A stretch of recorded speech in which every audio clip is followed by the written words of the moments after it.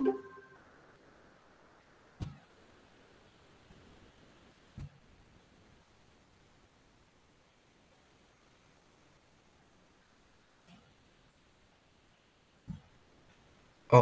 udah aku coba untuk share screen ya.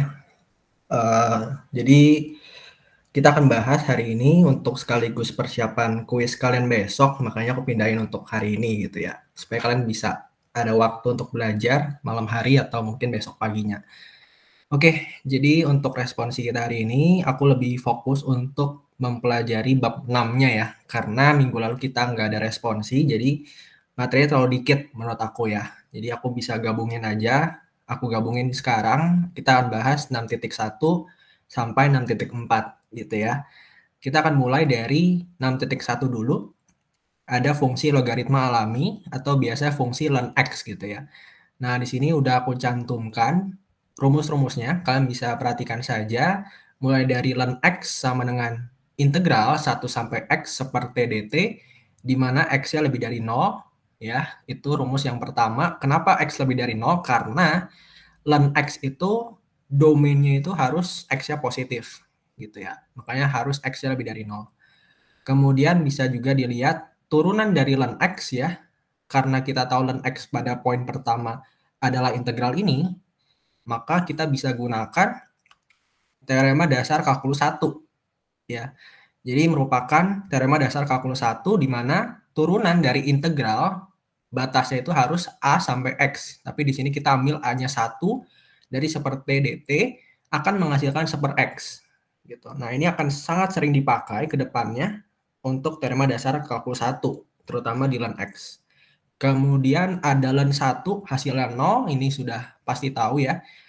Kemudian juga ada integral seper x dx, itu sama dengan ln mutak x tambah c, di mana x-nya tidak boleh 0. Kenapa nggak boleh 0? Karena fungsi kita adalah seper x gitu ya. Kalau x-nya 0 dia tidak terdefinisi. Kemudian sifat-sifat fungsi ln lainnya ada ln a kali b menjadi penjumlahan, ln a bagi b menjadi pengurangan, kemudian ini pangkat ya, ini juga sering dipakai, ln a pangkat r-nya di sini adalah bilangan rasional. Jadi r di sini bisa kita pindahkan ke bawah, jadi r kali ln a gitu.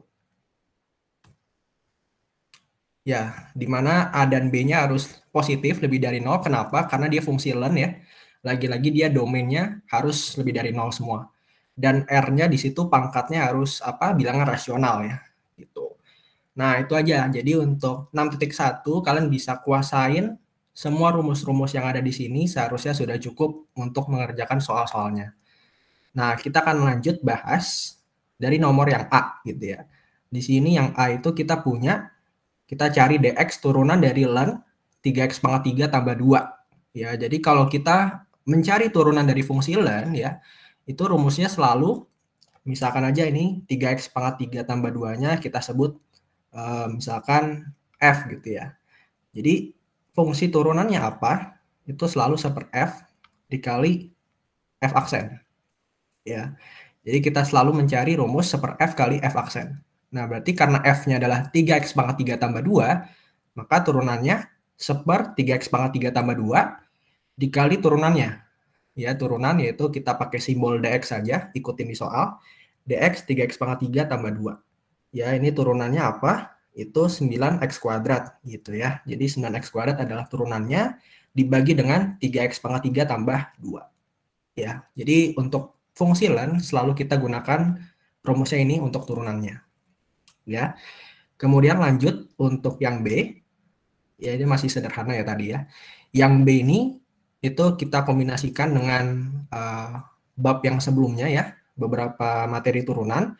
Jadi kita akan menurunkan x kuadrat ln x kuadrat tambah dalam kurung ln x dikuadratkan. Nah, karena ini ada penjumlahan, sebenarnya kalian bisa pisah gitu ya. Jadi misalkan aja kalau di ujian gitu ya, biar lebih rapi, ini kalian misalkan aja ini pertama gitu kan, ini kedua. Jadi kalian cari nih masing-masing dx yang satu apa, fungsi satunya apa, dx fungsi 2 apa. Ya cuman karena ini aku responsi aja, jadi aku nggak terlalu bikin secara baku ya. Nanti kalau ujian tertulis, kalian bisa lebih tertata gitu ya. Jadi kalian cari nih turunan x kuadrat ln x kuadrat dulu, habis itu cari turunan ln x pangkat 2, baru dijumlah gitu. Tapi di sini aku langsung aja ya. Nah, karena di sini aku langsung, pertama yang aku lakukan adalah aku lihat fungsi ln-nya. Di sini kan kita punya ln x kuadrat gitu ya. Nah, kita gunakan sifat tadi, yaitu kalau kita punya ln a pangkat r, itu bisa menjadi r kali ln a. Nah, R-nya di sini kita gunakan 2 gitu ya. Jadi ln x kuadrat aku ubah jadi 2 ln x gitu ya. Nah, sama x kuadrat 2 ln x tambah ln x kuadrat gitu. Nah, kemudian karena ini perkalian ya, kita sudah belajar juga di bab sebelumnya, kita gunakan turunan perkalian UV, jadi U aksen dikali V tambah U kali V aksen gitu ya. Nah, jadi x kuadrat turunannya 2x dikali V, 2 ln x tambah U-nya x kuadrat dikali turunan ln x apa? 1/x gitu ya. Jadi 2 dikali 1/x. Ya. Nah, itu untuk yang pertama. Yang fungsi kedua ada ln x kuadrat. Ini kalian bisa pakai aturan rantai gitu ya. Jadi pangkat 2-nya kalian turunkan dulu ya. Jadi 2 ln x pangkat 1 ya. Kan 2 kurang 1 pangkat 1. Kemudian dikali dengan fungsi turunan ln x-nya. Turunannya adalah 1/x gitu. Nah, udah tinggal kalian jabarkan akan mendapatkan 4x ln x tambah 2x tambah 2 ln x dibagi x. Sampai sini sudah cukup. Ya, di sini aku hanya merapikan saja. Padahal yang sampai di baris ini yang aku checklist sudah cukup menjawab ya. Ini aku merapikan saja penyebutnya dibagi x semua. Gitu. Ya, itu untuk yang B, jadi aku gabungkan materi turunan yang di bab sebelumnya. Oke, kemudian kita belajar turunan, sekarang kita lanjut ke integralnya. Ya, integral, kita lihat yang C, integral 2 ln x dibagi x dx gitu ya. Nah, kita bisa lihat ya, di kalkulus 1, kebanyakan integral yang kalian pelajari baru sampai integral substitusi. Nanti parsial akan dipelajari lebih lanjut di bab 7 ya. Jadi untuk sekarang seharusnya ya, kalau tidak ada perubahan, kebanyakan soal yang diambil adalah integral substitusi.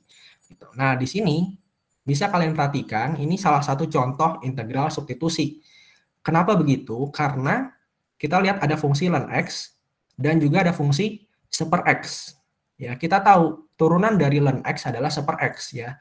Maka bisa jadi ini adalah integral substitusi. Jadi kita misalkan saja, misalkan u sama dengan ln x, berarti kita turunkan du sama dengan 1/x dx gitu ya. Nah, maka kita bisa ubah. Aku jabarkan dulu 2-nya konstanta, aku keluarkan ke depan integralnya, itu boleh. Ya.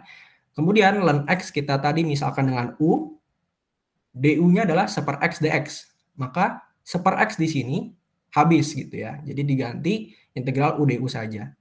Udah deh, tinggal kalian integral biasa, integral u kan setengah u kuadrat ya. Nanti setengahnya coret sama 2, jadi u kuadrat tambah c, u-nya balikin lagi ke ln x. Jadi ln x kuadrat tambah c. Ya, jadi integral yang kalian pelajari masih integral substitusi biasa gitu.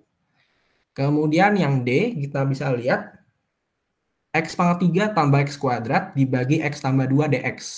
Nah, dari bentuknya aja fungsinya kita bisa nebak gitu loh. Ini bukan integral substitusi.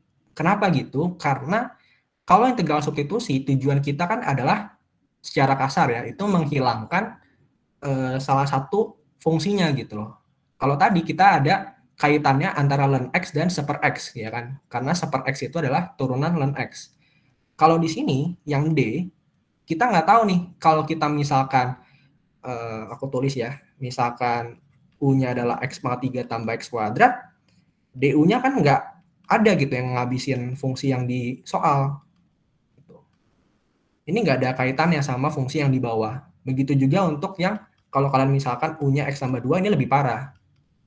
Nggak ada yang bisa kita coret. Jadi ini bukan integral substitusi, jelas ya dari bentuknya. Nah, karena itu kita lakukan metode lain. Bisa kalian lihat aja, bentuk pembilangnya memiliki pangkat lebih besar dibandingkan pangkat penyebut. Otomatis kita bisa melakukan pembagian terlebih dahulu gitu ya. Jadi kita bagi, ini pembagian biasa ya, pembagian polinomial. Kita peroleh x kuadrat kurang x tambah 2 dikurang 4 dibagi X tambah 2. Nah, karena kita udah tahu nih bentuk pembagiannya, ini akan lebih mudah jika kita integralkan. Jelas ya? Nah, karena apa? Integral itu bisa kita pecah kalau operasinya penjumlahan dan pengurangan. Itu juga sudah dipelajari. Maka di sini kita tuliskan ulang bentuk fungsinya yang sudah dibagi, dan karena kita tahu integral bisa dipecah, maka integral x kuadrat dx itu bisa dipecah, dikurang integral x dx bisa dipecah juga, tambah integral 2 dx dikurang 4-nya aku keluarin dulu ya, karena ini konstanta, integral 1/x tambah 2 dx. Nah, jadi karena udah bentuknya lebih sederhana, kita bisa integral langsung. Integral x kuadrat 1/3 x pangkat 3, integral x adalah 1/2 x kuadrat, integral 2x, dan yang ini yang terakhir 1/x tambah 2 adalah ln x tambah 2. Gitu. Karena kalian tahu bentuk adalah integral 1/x adalah ln x. Bayangkan aja ini bentuk x-nya. Gitu. Jadi sama ya. Jadi 1/4 kotak sama dengan ln kotak gitu ya. Sama aja. Asalkan dia masih dalam bentuk x ya. Kalau dia nanti ada x kuadrat, x pangkat 3 itu udah beda lagi. Gitu. Itu untuk integralnya ya. Jadi bisa kalian prediksi dulu klaim ya, apakah bisa integral substitusi atau tidak. Kalau tidak biasanya melakukan pembagian seperti ini. Jadi kalian sederhanakan fungsinya. Ya, itu untuk integral. Terus ini tambahan aja E sama F. Jadi aku masukin soal yang kurang kurang berguna ya, bisa dibilang ini biar kalian latihan menggambar aja. Jadi karena kita harus menggambar misalkan fungsi ln akar X gitu ya. Jadi tujuannya itu kita bisa menyederhanakan fungsi Y ini menjadi bentuk fungsi yang lebih kita tahu. Karena akar X itu kan bisa diubah ya. Jadi X pangkat setengah gitu kan. Nah terus karena kita tahu setengah itu pangkat, bisa turun ya, sesuai dengan sifat ln. Jadi setengah dikali ln X. Artinya apa? Nanti kalau di ujian gitu ya, misalkan keluar, artinya kalian jelasin ya, jangan sampai gini doang. Jelasin pakai kata-kata. Artinya fungsi ln X yang bernilainya dibagi 2 gitu ya. Jadi setengah dari fungsi ln X. Jadi kalau digambar kurang lebih sama kayak ln X, karena ini sketsa ya. Cuman nilainya mungkin akan lebih kecil karena setengahnya. Gitu. Begitu juga untuk yang F. Kalau ln X kurang 2, artinya apa gitu ya? Artinya adalah fungsi ln X yang kita tahu itu digeser sejauh 2 satuan ke kanan. Ya, nanti karena ini X kurang 2, minus ini menandakan dia geser ke kanan, pergeseran grafik gitu ya. Nah, kalau dia plus berarti nanti geser ke kiri, gitu aja. Maka karena kita tahu ln 1 itu 0, berarti kalau digeser gitu ya, kita geser 2. Jadi kalau satunya di sini, geser 2 ke kanan, jadi 3-nya yang 0. Gitu. Ya, gambarnya kurang lebih sama. Nah, itu aja untuk 6.1, jadi masih basic ya. Ada yang mau ditanya dulu sebelum aku lanjut?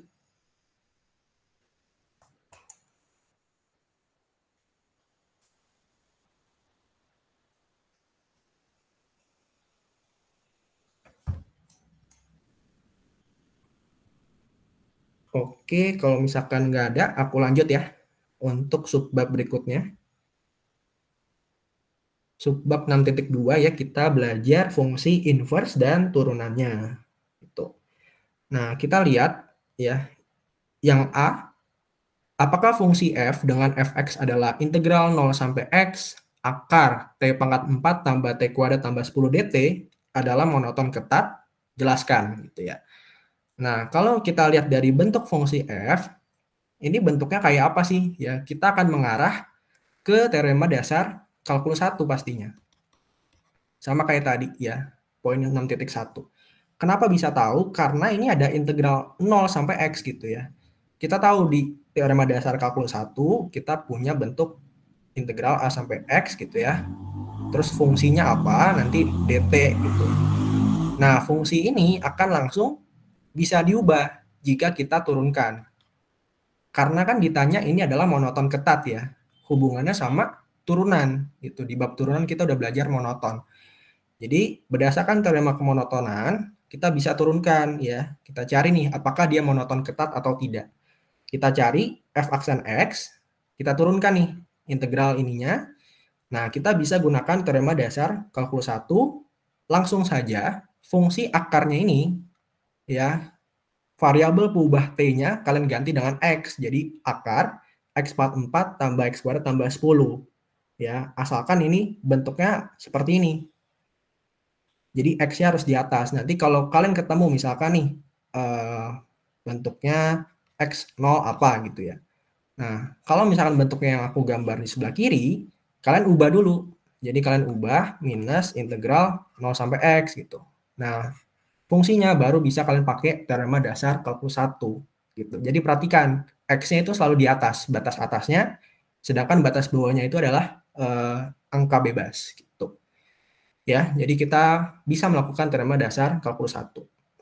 Nah, udah ya, kita tahu fungsi f aksen x-nya, turunan pertamanya. Nah, kita lihat, kita bisa perhatikan bahwa fungsi ini turunannya selalu lebih dari 0. Jelas. Kenapa? Karena dia fungsi akar. Ya kan? Syarat domainnya adalah lebih dari sama dengan 0. Ya, sebenarnya lebih dari aja udah cukup ya. Jadi, fungsi ini akan selalu lebih dari 0 untuk semua x bilangan real. Jadi, karena dia selalu lebih dari 0 untuk semua x, maka kita bisa simpulkan bahwa fungsi f ini yaitu adalah monoton naik untuk semua x ya.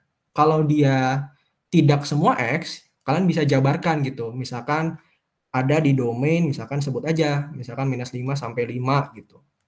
Nggak apa-apa gitu ya. Karena di sini kebetulan kan fungsinya akar ya. Dia akan selalu lebih dari 0. Jadi ini akan berlaku untuk semua x. Nanti kalau ketemu di soal dia nggak selalu gitu ya, ya kalian cari aja fungsi domain yang dia menyebabkan selalu naik atau selalu turun. Gitu. Ya. Terus karena dia monoton, ya, kita punya teorema nih. Jadi kalau dia fungsi f monoton ketat, pada domainnya, ya domain itu nggak selalu semua x ya kayak tadi. Aku contohin misalkan minus 5 sampai 5 segala macam. Yang penting dia punya domain aja. Maka fungsi f ini dia punya inverse. Ya, kalian bisa baca lagi teoremanya. Kemudian aku juga tambahkan lagi, kalau kita punya fungsi satu-satu, bisa kita katakan juga fungsi inverse atau fungsi yang dapat dibalik. Gitu. Jadi kenapa sih aku tulis ini? Ya, bisa aja nanti soalnya ditambah gitu. Setelah kalian buktiin, kalian harus cari fungsi inverse-nya apa gitu kan. Nah, kalau kalian udah tahu ini dia bisa punya inverse, maka bisa kalian cari fungsi inverse-nya. Gitu aja ya. Jadi ini hanya sebagai tambahan. Oke, itu untuk yang A.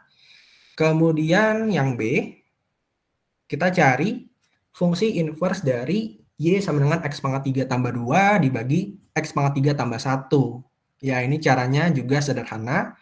Ya, artinya adalah tujuannya untuk membuat fungsi Y menjadi fungsi X. Ya, jadi fungsi Y-nya ini kita kalikan silang dulu. Jadi X pangkat 3Y tambah Y sama dengan X pangkat 3 tambah 2. Nah, terus kita kelompokin X-nya. Di sini kan X pangkat 3, aku pindahin ke kiri. Terus Y-nya aku pindahin ke kanan. Nah, kemudian karena X pangkat 3-nya udah kekumpul, maka kita dapatkan X pangkat 3 sama dengan 2 kurang Y dibagi Y kurang 1. Karena kita pengen cari X, ya kita tinggal pangkatin dengan sepertiga gitu ya. Nah, ini adalah fungsi F inverse Y. Maka dari sini kita bisa tahu fungsi inverse X-nya adalah 2 kurang X dibagi X kurang 1 pangkat sepertiga. Jadi variabel Y-nya ini kalian ganti aja dengan X ya. Gitu. Ya, jadi itu adalah langkah-langkah untuk mencari fungsi inverse. Ya, kalian bisa kalikan silang, terus kelompokin X-nya.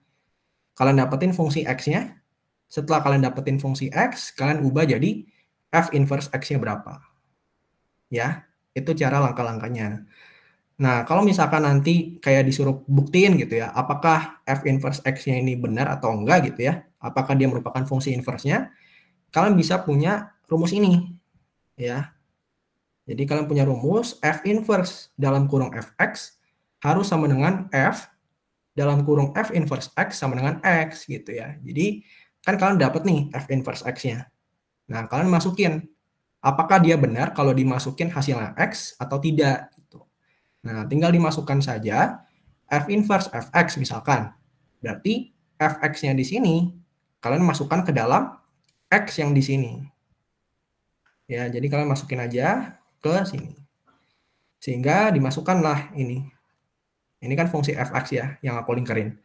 Tinggal dimasukkan, terus disamakan penyebut, sederhanain aja. Ternyata dapat nih, X pangkat 3 dibagi 1 dalam kurung sepertiga gitu ya. Maka sama dengan X, terbukti gitu ya, benar sama dengan X. Nah, dengan cara yang sama, kalian bisa tulis lagi, kalau mau lebih rapi ya, lebih terstruktur, lakukan hal yang sama untuk F dalam kurung F inverse X sama dengan X. Nah, nanti harusnya benar ya, harusnya juga sama, dia berlaku, baru deh kalian bisa simpulin terbukti bahwa F inverse Fx sama dengan F dalam kurung F inverse X sama dengan X. Gitu. Itu untuk pembuktian. Jadi kalau kita pengen buktiin dia adalah fungsi inverse-nya, kalian bisa lakukan fungsi yang aku warna hijau ini. Gitu. Ya, jadi kalian buktiin yang 1 dan 2 ini harus sama dengan X. Ya, itu untuk inverse. Kemudian yang C terakhir di subbab ini, kita bisa gunakan teorema yang uniknya ya. Ini mungkin bisa jadi keluar di post-test atau mungkin di UAS gitu ya. Ini soal bisa dibilang penting ya. Jadi kita punya fx adalah akar x tambah 1, yang ditanya adalah f inverse aksen 2. Nah, kita punya teorema ini. Kita baca dulu teoremanya. Jadi kalau kita punya f yang terturunkan, artinya dia punya turunan ya. F-nya itu punya turunan, dan dia juga monoton ketat pada suatu interval ya. Kita sebut intervalnya I, dan fx-nya juga tidak bernilai 0 untuk semua x yang ada di domainnya. Maka f inverse otomatis dia terturunkan juga di range f. Ya, itu bunyi teoremanya. Nggak usah dihafalin ya. Yang penting kita tahu aja f-nya terturunkan, fx-nya bukan 0, segala macam. Nggak usah dihafalin benar-benar katanya ya. Nah, kalau dia udah bisa nih, udah berlaku gitu ya, otomatis rumus yang di warna hijau ini berlaku. Jadi f inverse aksen Y sama dengan seper f aksen X gitu. Ini bisa kita pakai. Nah, jadi nanti kalau di ujian gitu ya, kalian bisa bilang berdasarkan teorema ini gitu ya. Atau kalian mau tulis teoremanya juga boleh. Ya, tapi kalau aku sih dulu males ya, aku kurang perhatiin banget. Cuman kalau kalian mau tulis boleh juga. Gitu. Nah, kita tahu fungsi fx yang kita punya, akar x tambah 1, dia kan pasti punya turunan. Jelas, dia kan fungsi akar, nggak ada syarat apa yang aneh-aneh gitu ya. Dia pasti punya turunan, dan fx ini nggak mungkin bernilai 0 untuk semua x ya kan. Jadi kita tahu sebenarnya secara kasar, teorema ini berlaku. Nah, yaudah kita cari dulu fungsi turunannya. F aksen X adalah seper 2 akar X tambah 1. Bisa ya dicari turunan akar X tambah 1 jadi ini. Nah, karena kita pengen cari F inverse aksen 2, kita cari dulu langkahnya. Carilah F inverse 2-nya dulu. Ya, dengan cara apa? Kita gunakan rumus, mungkin di SMA udah pernah ya ini. Fx sama dengan Y itu juga jika dan hanya jika F inverse Y sama dengan X. Jadi karena kita pengen cari F inverse 2, ya kan? Artinya kita berpasangan dengan ini gitu ya. F inverse Y sama X. Nah, Y-nya itu 2, ya kan? Ini coret-coretan ya. Y-nya 2. Maka di sini yang kita punya Fx-nya kan ini Y juga kan sebenarnya. Jadi 2 haruslah sama dengan akar X tambah 1. Gitu. Ya, jadi F inverse 2 kita bisa cari dengan 2 sama dengan akar X tambah 1. Ya, tinggal kita kuadratkan ya, terus manipulasi aljabar, dapatlah X-nya 3. Nah, udah deh, karena kita tahu X-nya 3, pakai rumus yang warna hijau di bawah. Jadi, F inverse aksen 2 adalah seper F aksen 3. Ya, X-nya kan 3 ya. Udah deh, kita udah tahu F aksen X-nya adalah yang ini. Maka bisa kita tuliskan saja menjadi 2 akar 3 tambah 1. Ya, jadi kan ini pecahan ya. Tapi di pecahan lagi. Jadi seper lagi ya, makanya pecahannya hilang. Jadi langsung seperti ini. Nanti dapat hasilnya 2 akar 4, berarti 2 kali 2 94. Gitu. Ya. Oke. Nah, itu untuk 6.2. Jadi kurang lebih, kalau aku simpulin, kalian bisa belajar teorema yang monoton ketat, artinya dia punya inverse. Jadi buktiin dulu dia monoton ketat. Ya, dengan cara turunin fungsi pertamanya, lihat dia lebih dari 0 atau kurang dari 0, maka kita bisa simpulkan di domain mana dia monoton ketat. Kalau dia udah tahu, maka dia pasti punya inverse ya. Jadi kalau kalian mau cari fungsi inverse-nya, bisa pakai teorema ini dulu. Ya, terus yang B ini kita cari fungsi inverse ya. Jadi kali silang, terus kelompokin X-nya, nanti dapat fungsi X, dapatlah fungsi F inverse X-nya juga. Terus kalau misalkan di ujian keluar pembuktian, pakai rumus yang hijau ini ya. Jadi kalian cari F inverse Fx-nya apa, terus F inverse X-nya apa. Kalau dia sama dengan X, maka dia benar. Terbukti gitu ya. Yang terakhir, yang C, dia adalah teorema yang ini. Jadi kalau F-nya terturunkan, terus dia monoton ketat pada suatu interval I, pakai rumus yang hijau ini juga. Ya, jadi biasanya angka-angkanya udah tahu nih, misalkan kayak F inverse aksen 2. Nah, kemungkinan besar pasti pakai teorema ini. Gitu. Kalau kalian mau di ujian, bisa lebih rapi, bisa buktiin dulu ya. Kayak F-nya terturunkan, kenapa? Karena dia adalah akar X tambah 1, bla bla bla. Bilang aja gitu ya. Terus dia kenapa monoton ketat? Karena ya kita bisa turunkan, lihat aja ini akar kan. Akar ini selalu bernilai lebih dari 0 gitu-gitu ya. Jadi bisa kalian tambahkan lagi, karena di sini aku masih bisa dibilang belum lengkap ya. Dalam arti penjelasannya bisa kalian lebih lagi. Gitu. Oke, itu untuk 6.2. Ada yang mau ditanyakan dulu?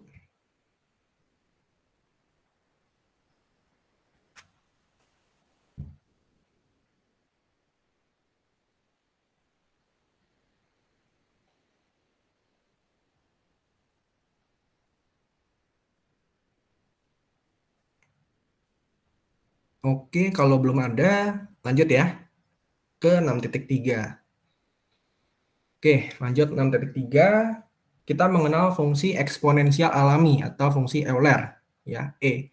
Jadi E itu adalah 2,718 segala macam ya. Bisa kalian cari aja E itu nilainya berapa. Nah, jadi fungsi eksponensial alami, sifat paling umumnya kita tahu misalkan X sama dengan E pangkat Y. Gitu ya. Kalau kita kalikan fungsi ini keduanya dengan ln, ya fungsi logaritmik, maka menjadi ln X sama dengan ln E pangkat Y. Nah, kita tahu ln E pangkat Y di 6.1 ya, ini kan bisa diturunin gitu ya. Jadi hanya menjadi Y saja. Gitu. Ya, jadi kalau aku sih gampangnya kalau kita belajar ln, kan dia nulisnya gini ya, misalkan ln X gitu ya. Secara kasar ya, ini apa ya, jangan kalian tulis ya, tapi dibayangkan aja. Secara kasar kalau aku ngingetnya biar gampang, di atasnya tuh ada basis E gitu. Jadi kalau aku lihat ya fungsi ln E pangkat Y, anggap aja ini ada E gitu loh. Ya, jadi ln E itu 1. Maka jadi ini hasilnya Y aja. Ya, ini kalau aku bisa ngingetnya kayak gitu.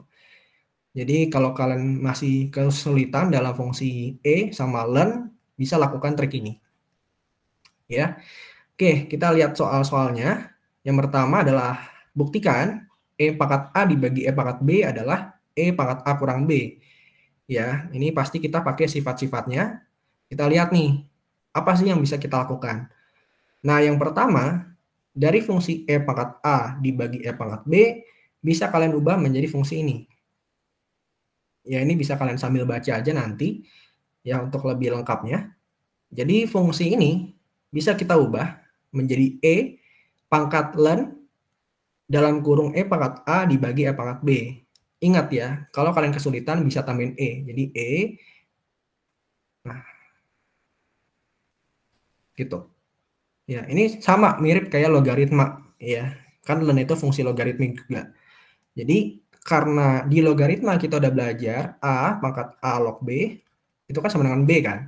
Nah ini sama nih. Ya, cuman kan di sini nggak ada E-nya. Aku anggap aja ini ada E ya, supaya gampang ingatnya. Jadi kalau kita punya fungsi ini, itu sebenarnya sama dengan E pangkat A dibagi E pangkat B aja. Jadi ini tuh habis gitu loh. Ini habis. Ya, ini cuma buat apa ya? Manipulasi aja. Karena kan ini bentuk pembuktiannya. Maka kita harus cari bentuk lain yang sama. Gitu, ya. Jadi E pangkat A dibagi E pangkat B itu sama dengan eksponensial ya. Ini XP itu maksudnya E ya. Biar rapi aja, biar rapi kalian bisa tulis XP. Atau kalau kalian mau tulis langsung E boleh aja. Ya. XP dalam kurung ln E pangkat A dibagi E pangkat B. Gitu ya. Kemudian E pangkat A dibagi E pangkat B ya, kita tahu ini bisa kita bongkar ya menjadi pengurangan. Jadi ln E pangkat A dikurang E pangkat B. Ya, untuk penjelasannya bisa kalian lihat di kanan ya. Jadi ln E pangkat A dibagi E pangkat B itu sama dengan ln E pangkat A dikurang ln E pangkat B. Ya, maka bisa berlaku. Kemudian ya, langkah berikutnya kita bisa lihat kalau kita punya ln E pangkat Y itu juga sama dengan Y. Tadi kita udah bahas di awal. Nah, ini sama. Karena kita punya ln E pangkat A kurang ln E pangkat B, maka ln-nya tuh habis ya. Ln sama E-nya tuh coret gitu bisa dibilang. Jadi eksponensial A kurang B aja. Nah, udah deh. Terbukti kalau dia eksponensial A kurang B kan sama aja dengan E pangkat A kurang B. Jadi sudah sesuai dengan tujuan pembuktian kita. Gitu. Dengan penjelasan E pangkat X sama dengan XPX. Ya, jadi kalau kalian masih belum paham, masih dibaca dulu aja penjelasan yang di kanan ini udah mencakup semuanya ya.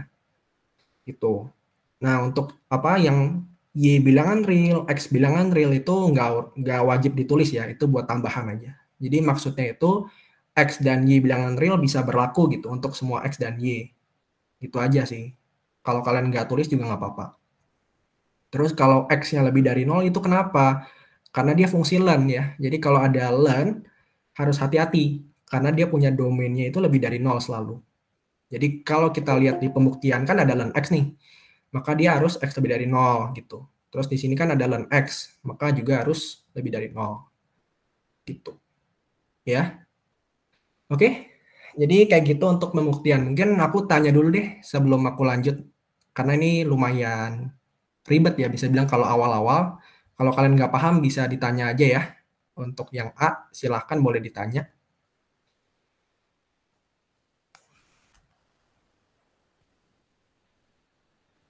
Kak izin bertanya, Iya, boleh. untuk yang step yang XP dalam kurung ln dalam kurung E pangkat A min E pangkat B terus jadi yang ke bawahnya itu maksudnya ln-nya kayak di kali masuk gitu atau gimana Kak? Sebenarnya kan kita tahu ya, bentar ya. Mungkin aku jelasin pelan-pelan ya, per step. Jadi sebenarnya kan di XP ln E pangkat A kurang E pangkat B, ini kan sama aja ya. Biar lebih gampang aku tulis di kanan, E pangkat ln E pangkat A kurang E pangkat B. Nah, ini kan sebenarnya bisa dikali masuk gitu kan. Ya, mungkin biar lebih mudah. Jadi di sini yang di kanan kalian bisa lihat juga kan, ln E pangkat A dikurang ln E pangkat B. Ya kan? Itu kan sama dengan pembagian yang di poin pertama. Ya, biar gampang lihatnya gitu ya. Nah, terus ya benar ln E pangkat A ini kan habis kan, sisa A doang. Jadi aku tulis saja atau pakai warna lain deh. Kita tahu ln E pangkat A itu kan sama dengan A. Dan ln E pangkat B itu juga sama dengan B. Maka nanti jadinya itu A kurang B. Ya, jadi benar dikali masuk sih. Gitu. Udah menjawab belum? Udah Kak, makasih Kak. Iya, sama-sama. Ada lagi yang mau ditanya? Ini banyak ya, teman-teman, sifatnya. Mungkin lebih lengkapnya di diktat ya, kalau kalian punya atau di buku. Tapi yang aku tulis ini udah semua sih ya, sebenarnya. Cuman berantakan aja, nggak sesuai urutan. Gitu.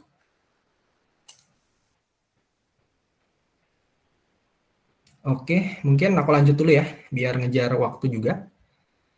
Lanjut ke B. Ya, seperti biasa ya, kita belajar turunan dan integralnya lagi. Jadi untuk turunan ya, turunan E pangkat X atau fungsi eksponensial alami, itu sama aja dengan E pangkat X itu juga. Jadi kalian bisa lihat ya di kanan. Jadi kalau turunan E pangkat X itu adalah E pangkat X juga. Ya, sebenarnya ini langsung ya. Ini langsung ke sini. Nah, cuman kenapa aku tulis yang di tengah ini? Nanti kalian bisa lihat ya. Kenapa aku tulis kayak gitu? Biar lebih mudah kalian pahamnya. Ya. Jadi secara kasar, turunan E pangkat X itu adalah dirinya sendiri, yaitu E pangkat X. Nah, kita lihat di soal, yang B masih gampang. Ya, ini kita pakai turunan perkalian UV di mana U-nya adalah X pangkat 3, V-nya adalah E pangkat X. Berarti U aksennya adalah 3X kuadrat ya, dikali V tambah U-nya X pangkat 3 dikali V aksen. Ya, V aksennya kan sama, E pangkat X. Udah, tinggal kalian kelompokin, apa yang bisa kalian sederhanakan, dapatlah X kuadrat E pangkat X dalam kurung 3 tambah X. Ya, jadi sebisa mungkin jawabannya sederhana. Ya, cuman kalau kalian berhenti di sini, nggak masalah juga. Cuman kan singkat ya. Kalau di ujian kan esai, kelihatan singkat banget. Ya, kalian bisa tambahin caranya, biar dosen tuh bisa ngeliat gitu. Ada cara panjangnya. Ya, walaupun memang singkat ya, emang bingung juga ya mau dijelasin apa. Gitu. Oke, kemudian yang C. Nah, jadi kalau C itu kan kita pengen turunin E pangkat XY tambah XY sama dengan 2. Nah, kita nggak bisa langsung main turunan. Jadi, karena ini fungsi persamaan, kita harus melakukan namanya turunan implisit. Kalian udah belajar ya di bab turunan sebelum UTS, kita bisa gunakan turunan implisit. Jadi, kita turunkan yang fungsi di ruas kiri, dan juga kita turunkan di ruas kanan. Nah, hati-hati, karena kita punya fungsi E pangkat XY. Hati-hati ketika kita menurunkan E pangkat XY. Ya, tadi aku udah jelasin kenapa aku pengen tulis yang ini. Ya, kita tahu fungsi turunan E pangkat X itu adalah E pangkat X. Memang betul. Tapi kalau turunan E pangkat XY itu berapa? Apakah dia langsung E pangkat XY? Gitu kan. Karena ini kan kayak nganggapnya kalau kalian gampang ini E pangkat kotak, E pangkat kotak. Ini E pangkat kotak juga E pangkat kotak.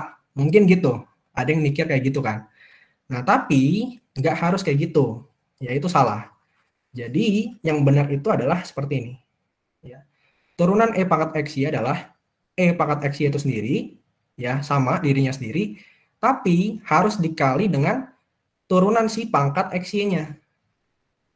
Ya, jadi sebenarnya ya rumus umumnya tadi ya kalian bisa lihat E pangkat X dikali turunan X. Nah, turunan X itu apa? 1 kan? Jadi E pangkat X dikali 1 kan sama ya. Nah, jadi makanya E pangkat X doang. Itu kan kalau orang tahu secara kasar.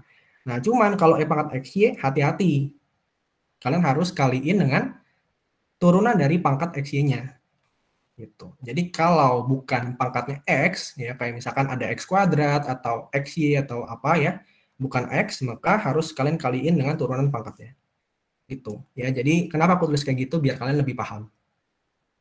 Ya, maka di sini E pangkat XY turunannya apa? E pangkat XY dikali turunan XY gitu kan. Nah, turunan XY itu kita pakai perkalian ya. Di mana X-nya itu U, Y-nya itu V. Ya, jadi ini U aksen dikali V tambah U kali V aksen. Gitu ya. Jadi 1 kali Y tambah X kali Y aksen. Dengan cara yang sama, X-nya juga sama kan? Fungsinya, jadi aku nggak usah jelasin lagi. Turunan 2 berapa? 0. Karena dia nggak punya X. Udah deh, ya kalian cari dy per dx-nya atau y aksennya. Berarti gimana? Kalau masih ingat turunan implisit, kelompokin dulu ya dy per dx-nya apa. Di sini bisa kalian jabarkan lagi ya, nih lagi-lagi nih responsi, jadi aku nggak terlalu detail. Kalian bisa jabarkan ya, kayak kalian kali silang dulu ya segala macam. Tapi di sini aku langsung kelompokin. Jadi dy per dx-nya dalam kurung x e pangkat x-nya tambah x ya. Terus aku langsung pindahin yang bukan mengandung dy per dx. Ya, jadi aku pindahin jadi minus y e pangkat x y kurang y.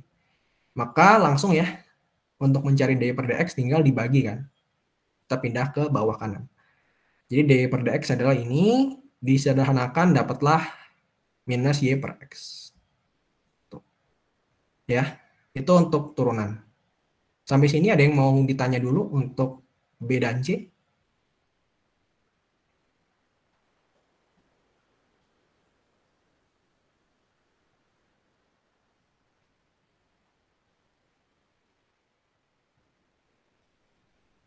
Oke, kalau belum ada, lanjut ya ke berikutnya. Berikutnya tadi kan kita udah bahas turunan ya. Lanjut kita belajar integralnya pasti ya. Integral ya rumusnya apa? Rumusnya sama. Ya, jadi integral e pangkat x dx itu juga sama dengan dirinya sendiri. Jadi integralnya adalah e pangkat x tambah c. Nah, tapi di sini lagi-lagi ingat ya, integral yang masih kalian pelajari di kalkulus 1 sejauh ini kebanyakan masih teorema substitusi ya, masih pakai metode substitusi. Jadi kita bisa lihat E pangkat X tambah E pangkat X, ini gimana nih cara kerjainnya? Karena ini ada penjumlahan, ingat ya pakai rumus E pangkat A tambah B, ini kan sama dengan E pangkat A kali E pangkat B. Jadi kalian bisa nih, setelah kalian tulis, bisa kalian tambahkan juga ya, kalau esai tambahin penjelasan biar lebih jelas ya. Cuman nggak wajib ya. Itu. Jadi kalian bisa bongkar nih, E pangkat X dikali E pangkat X. Nah, bisa kalian lihat ada bentuk yang sama kan? Ini E pangkat X, ini juga E pangkat X. Pasti kalian misalin itu adalah U, adalah E pangkat X, turunannya DU sama dengan E pangkat X dx. Ya, maka integral tersebut bisa kalian ubah menjadi integral E pangkat U DU saja. Kok bisa gitu ya? Karena ini yang aku lingkerin itu adalah E pangkat U kan. Ya, terus dx di sini bisa kalian ganti. Apa dx-nya? Dx itu kan adalah DU per E pangkat X gitu. Nah, E pangkat X ini akan dicoret sama yang ini. Ya, begitu juga dengan dx-nya kalian ganti dengan DU. Jadi tersisalah integral E pangkat U DU, maka kita tahu kan bentuknya yang di kanan ini. Jadi langsung E pangkat U tambah C, U-nya balikin lagi. Jadi E pangkat X. Gitu. Untuk yang E juga sama. Ya, bisa kalian lihat ini pakai substitusi lagi. Pangkatnya kan X kuadrat kurang 3. Di sini juga ada X.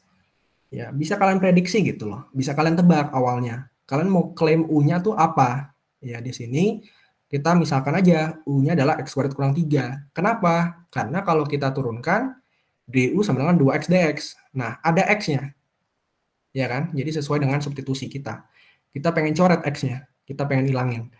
Jadi karena kita udah tahu U sama DU-nya, kita ubah nih integralnya menjadi variabel U. Jadi langsung ya, ini sebenarnya aku skip langkah juga ya. Jadi setengah integral E pangkat U DU. Karena X-nya sama di sini, itu habis nanti sama 2X. Tersisa setengah ya.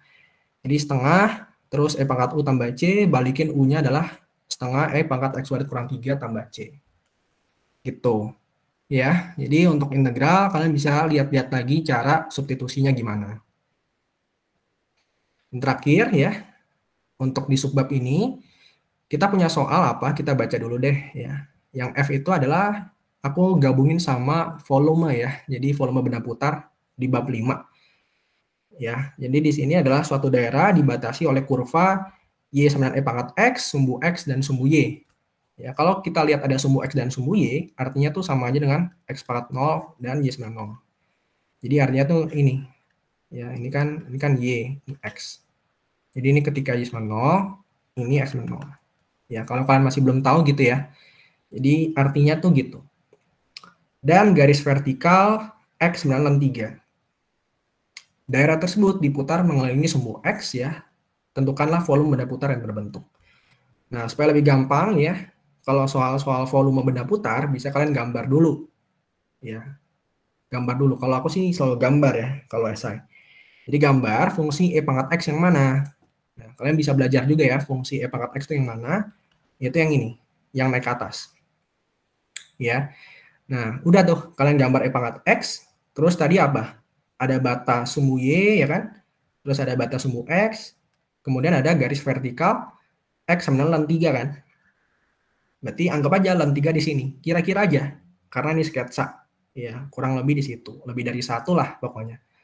Nah, udah kan? Nah, terus gimana nih cara cari daerahnya? Nah, carilah daerah yang kena batasnya semua.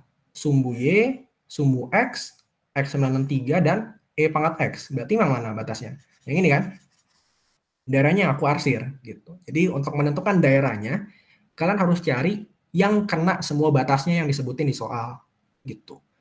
Ya, jadi kayak gitu. Bukan yang atas ya. Bukan yang atas ini, tapi yang bawah. Nah, udah. Dia pengen diputar terhadap sumbu X kan? Gitu. Nah, ini pasti pakai metode cakram. Ya, bisa juga sih kulit tabung ya. Cuman lagi-lagi kalau kalian masih ingat, hindari kulit tabung ya, karena itu paling sulit dan paling ribet. Jadi kalau bisa cakram atau cincin aja. Nah, kenapa cakram?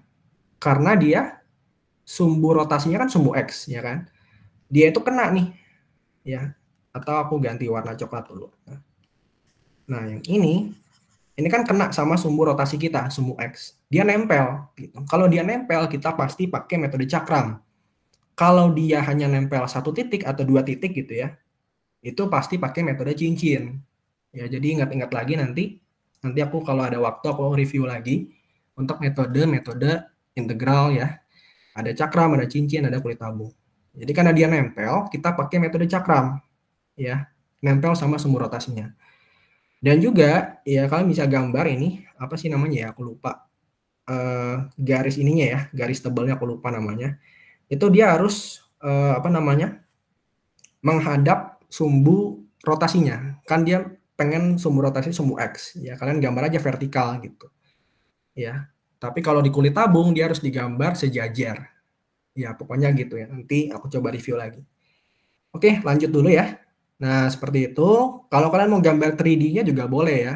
Jadi kalau kalian mau gambar 3D-nya, gambarlah cerminannya. Ya, cerminan terhadap sumbu rotasinya. Kan cerminan sumbu X nih.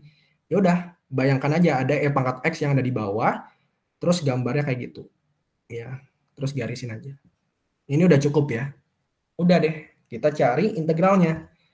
Gimana integralnya? Ya, kita pakai rumus pi R kuadrat H kan. Gitu. Nah, R-nya apa? R-nya adalah fungsi kita, yaitu E pangkat X. Jadi, langsung aja pi integral, batasnya sampai mana? Batasnya kita lihat gambar. Ini kan X 0 nih. Sumbu Y kan X 0, ya kan? Terus batas yang kanan di mana? X 3. Jadi, fungsi kanan dikurang fungsi kiri gitu ya. Jadi, kanannya itu adalah 3, kirinya adalah 0. Ya, jadi 0 sampai 3, E pangkat X dikuadratin jadi E pangkat 2X dx. Udah deh, tinggal dihitung ya. Ini bisa diintegral biasa. Jadi pi setengah E pangkat 2X, terus masukin batasnya, jadilah sampai 4pi. Gitu. Ya, ini untuk masalah hitung integral, kalian bisa lihat lagi untuk di responsi aku juga bisa, atau di buku bab 5. Gitu. Oke, ada yang mau ditanya dulu sebelum kita lanjut subbab terakhir?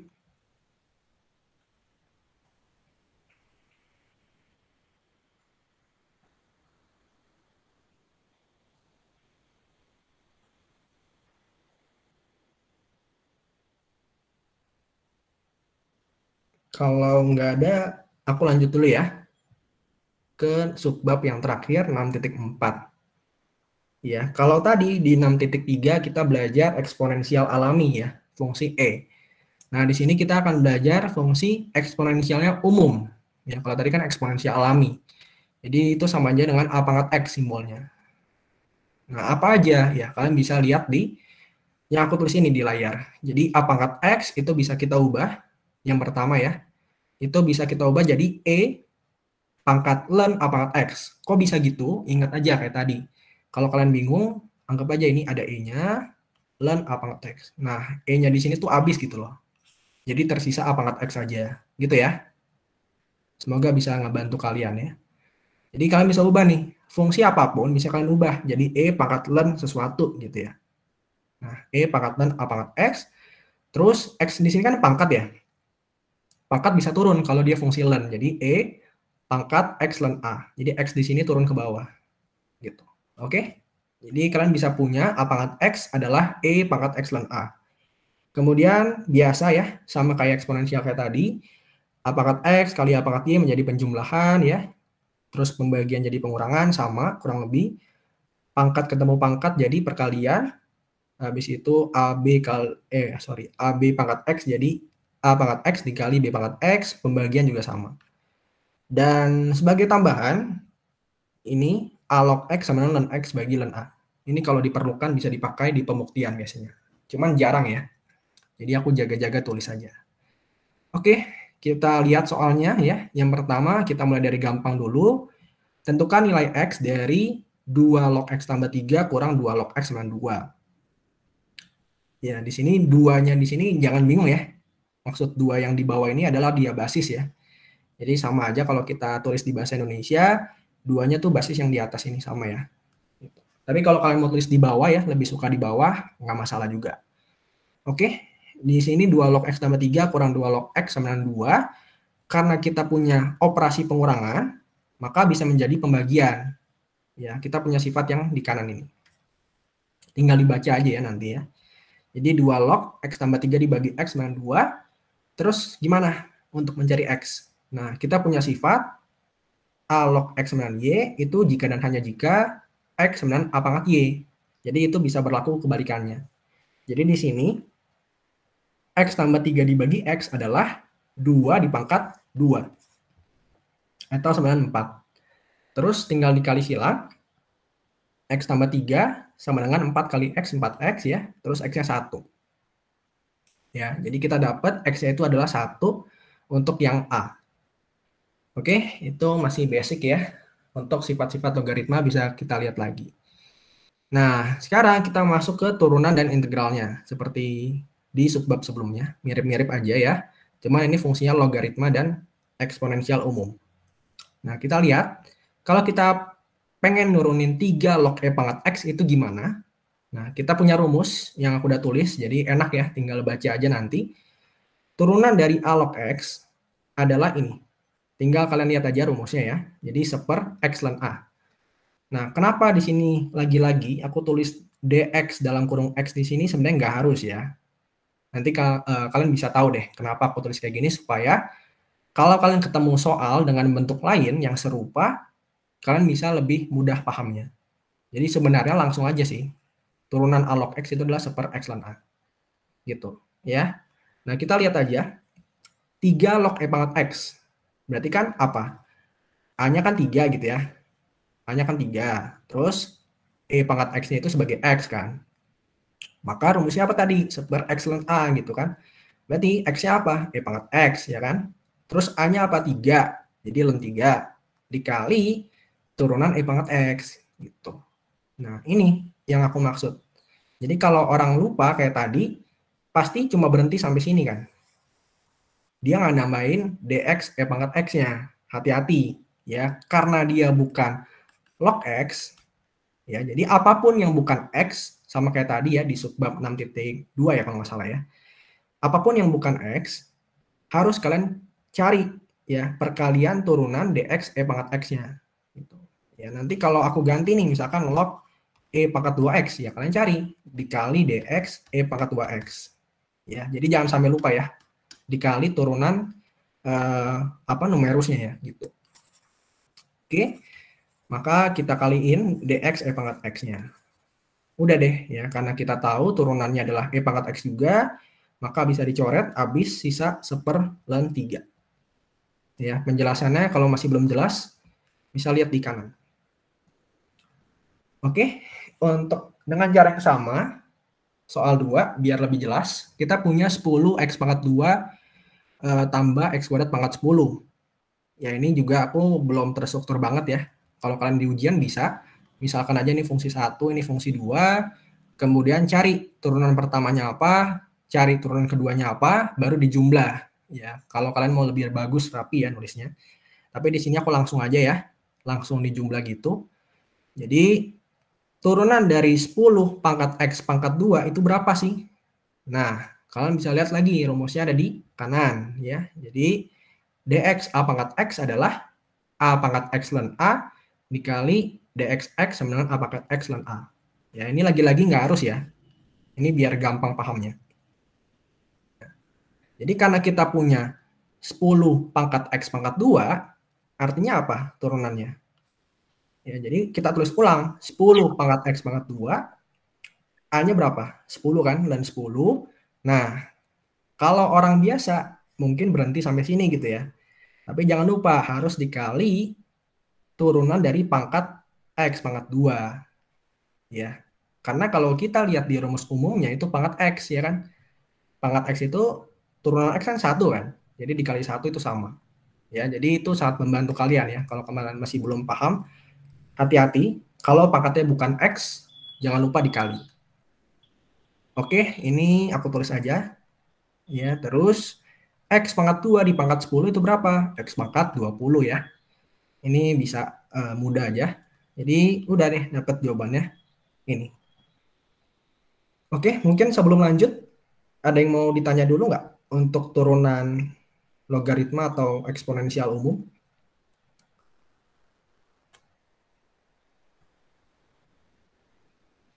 Bisa dilihat ya, rumusnya ini udah aku buat sebagus mungkin ya, biar kalian bisa paham. Karena dulu aku kesulitan sih, jadi aku nemu cara sendiri biar hafalnya lebih gampang. Gitu. Oke, mungkin belum ada ya. Lanjut dulu deh ya. Ke D yang terakhir, ini aku jelasin singkat aja karena sama. Ini soal tambahan aja, masih turunan ya. Jadi kita punya sin kuadrat X tambah 2 pangkat sin X. Kita turunkan. Gimana caranya? Ya kita lihat aja. Sin kuadrat X, turunannya apa sih ya? Pangkat 2-nya turun ke bawah, jadi 2. Dikali sin X ya. Kan pangkatnya jadi 1 kan? 2 kurang 1, 1. Hati-hati, dikali dengan turunan dari sin X ya. Karena dia pakai turunan rantai. Ya, itu udah clear. Kemudian kita cari turunan 2 pangkat sin X. Gimana? 2 pangkat sin X dikali ln 2. Hati-hati ya, dikali dengan turunan pangkatnya, yaitu turunan sin X. Dan nanti dapat, kalian bisa jabarkan, hasilnya sin 2X tambah 2 pangkat sin X ln 2 cos X. Nah, kemudian terakhir kita masuk ke integralnya ya. Integralnya sama, kalian bisa lihat aja rumusnya. Integral a pangkat X dx. Kalau turunan biasanya kan dikali ya. Nah, kalau aku ingatnya gitu. Kalau turunan biasanya dikali. Tapi kalau integral dibagi gitu. Jadi a pangkat X dibagi ln a tambah C. Nah, kita lihat contohnya. 10 pangkat 5X kurang 1. Ya, ini kan bentuknya aneh ya. Pangkatnya kan aneh. Misalkan aja itu U. U sama dengan 5X kurang 1. Nah, kita tahu DU adalah 5DX ya. Maka, jadi gimana? Langsung aja. Ya, ini aku langsung ya. Jadi, 5X kurang 1 aku ganti U kan. Jadi 10 pangkat U nih. Terus, DX-nya aku ganti apa? DU per 5 kan. Jadi langsung aku tulis 1/5 di luar ya. Gitu. Tapi kalau kalian mau tulis lebih rapi boleh aja. Jadi 1/5 integral 10 pangkat U DU. Udah deh, integral 10 pangkat U berapa? Ya tinggal pakai rumus yang di sebelah. Jadi 1/5 kali 10 pangkat U dibagi ln A, ln 10. Udah deh, tinggal diganti nih. U-nya jangan lupa ya. Biasanya juga lupa nih ya. Hati-hati kalau kita misalkan di awal U atau V gitu ya. Jangan lupa dibalikin ke permisalan kita. Jadi 10 pangkat 5X kurang 1 dibagi 5 dan 10. Terus yang F, cepat aja ya. Kita punya integral 0 sampai 1, 10 pangkat 3X tambah 10 pangkat minus 3X. Nah, ini kalian bisa pecah ya. Ini fungsi pertama, fungsi kedua. Karena ini lumayan panjang, jadi aku pisah. Oke, terus gimana nih kita kerjainnya? Nah, karena ini pangkatnya aneh ya, 3X. Misalkan aja itu U. Dimana DU-nya adalah 3DX ya. Maka langsung, ini juga aku skip langkahnya ya, jadi sepertiga integral 10 pangkat U DU. Terus ini sama ya, kebetulan 10 pangkat U sama ya kayak tadi. Jadi cepat aja hasilnya ini. Dengan cara yang sama ya, integral 10 pangkat minus 3X itu sama aja. Bedanya adalah kita misalkan U-nya adalah minus 3X. Gitu. Ikutin aja pangkatnya apa, terus kalian misalinnya juga apa. Jadi langsung minus sepertiga integral 10 pangkat U DU, terus sama ke bawahnya ya. Nah, udah deh, tinggal di akhir, kalian bisa simpulin, tinggal dijumlah gitu ya, antara integral yang fungsi pertama dan fungsi kedua. Ya, cepat aja ya, bisa kalian jumlah, masukin batasnya 1 sampai 0. Oke, nanti dapat jawabannya ini. Ya. Terus terakhir ya, ini juga soal bonus. Kenapa soal bonus? Supaya kalian bisa, siapa tahu kan keluar gambar-gambar ya. Kalian masih belum terbiasa menggambar fungsi eksponensial, fungsi logaritma. Jadi sekalian bisa dipelajari juga. Misalnya kita suruh gambar nih, 2 pangkat minus X. Gimana caranya? Nah, karena ini agak susah kan, kita kan nggak tahu nih fungsi apa eksponensial umumnya. Kita bawa ke fungsi E. Jadi kita tahu tadi kan sifatnya E pangkat ln A itu sama dengan A kan. Nah, A-nya di sini adalah 2 pangkat minus X gitu. Jadi E pangkat ln A-nya 2 pangkat minus X gitu. Terus karena minus X-nya pangkat, bisa turun ke bawah kan. Jadi E pangkat minus X ln 2. Nah, sebenarnya udah cukup ya. Kita tahu dia fungsi eksponensial. Karena ini gambar ya, kalian bisa apa ya? Carilah ya informasi untuk menggambar biar lebih bagus ya. Dengan cara apa?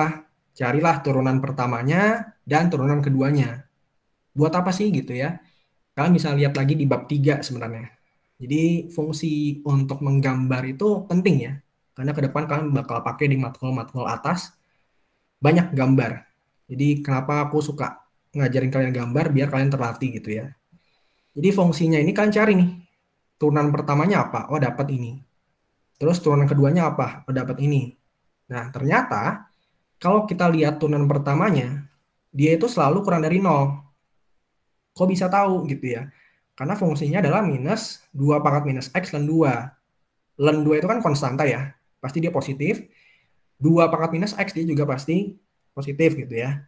Nah, tapi dia ada minus nih di depan, maka dia pasti negatif ya. Gitu. Jadi dia pasti negatif untuk semua X. Artinya apa? Kalau kita secara geometris. Artinya dia adalah fungsi turun kan? Jadi kalau masih ingat di bab 3 kita belajar gambar, dia bakal ngarahnya turun ke bawah. Ya, kalau kalian nanti dapatnya lebih dari 0, pasti dia akan arahnya ke atas. Gitu aja. Ya. Nah, jadi kita dapetin fungsi turun.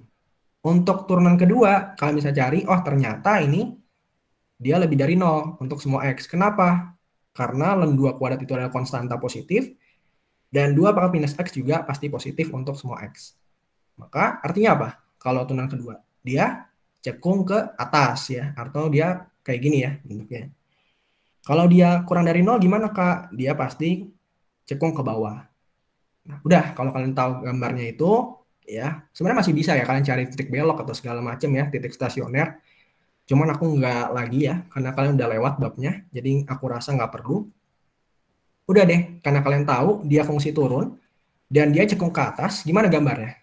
Ya, kalian bayangin aja fungsi eksponensial X. Ini harus tahu ya. Fungsi eksponensial X kan gini kan. Nah, kurang lebih sama. Ya, ini kan apa ya bentuk umumnya ya. Kalian bisa coba kalau gambar-gambar grafik bisa kalian coba pakai GeoGebra ya atau Desmos. Ini akan sangat-sangat membantu ya. Pakai aplikasi bantuan. Nah, karena dia fungsi turun, pasti dia arahnya turun.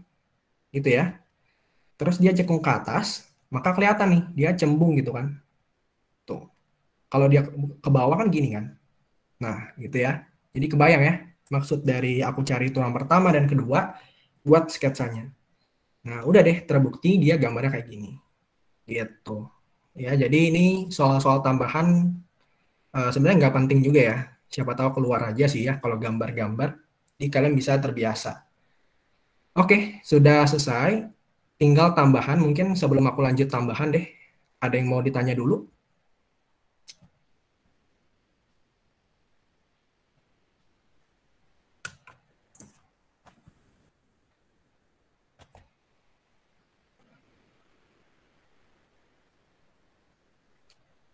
Oke, kalau misalnya belum ada, ini sebenarnya udah selesai ya. Udah di soal responsi aku udah bahas semua. Nah, terakhir aku cantumin tambahan ya.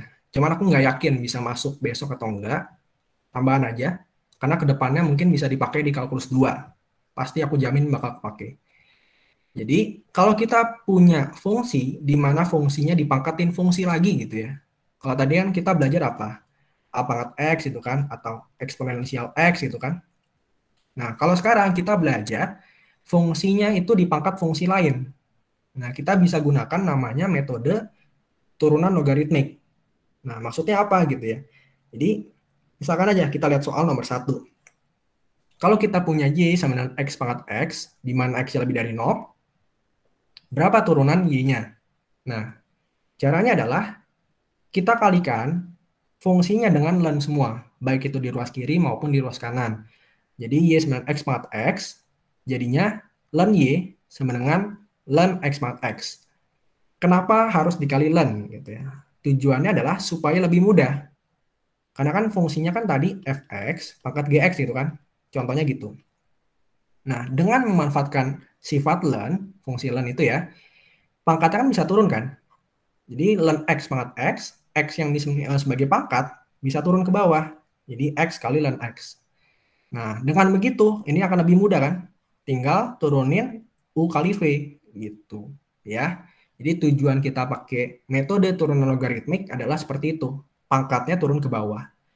Jadi udah sisanya bisa pakai turunan implisit ya. Jadi kalian turunkan ln Y-nya berapa? 1/Y dikali turunan Y atau Y aksen.